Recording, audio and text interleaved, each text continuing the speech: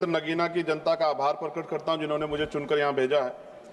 सभापति जी, बजट केवल एक आर्थिक दस्तावेज नहीं होता बल्कि ये सरकार की सोच, संवेदनशीलता और सामाजिक प्रतिबद्धता का प्रतिबिंब होता है। बजट यह तय करता है कि देश का विकास समावेशी होगा या चुनिंदा और सत्ता में बैठे लोग सबको साथ लेकर चलना चाहते हैं, कुछ लोगों को पीछे छोड़ देना चाहते हैं।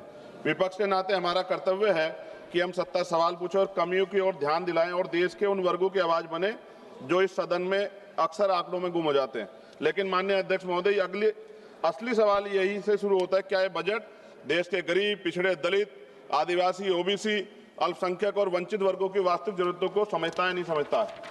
मान्यवर, इस बजट में आर्थिक विकास की बातें अधिक हैं लेकिन सामाजिक न्याय की आत्मा कमजोर। माननीय अध्यक्ष जी, सभापति जी, आज देश की सबसे बड़ी संकट बेरोजगारी। हर साल लगभग 1 करोड़ युवा रोजगार बाजार में आते हैं लेकिन अस्थायी और सम्मानजनक नौकरियां और संपादन पैदा नहीं हो रही। इस बजट में स्किलिंग की बात की गई है लेकिन स्किलिंग के बाद जॉब की गारंटी नहीं है। विशेष रूप से SC, ST और OBC समुदाय के युवाओं के लिए कोई अलग से लक्षित रोजगार योजना नहीं दिखाई देती है। देश की लगभग 45% आबादी जो कृषि पर निर्भर है, जिसमें SC, ST, OBC समुदाय की भागीदारी सबसे अधिक है, लेकिन कृषि और GDP में योगदान 15% से कम किसान की औसत आय अब भी सिर्फ MSP कोई गारंटी सरकार की तरफ से नहीं दी गई है।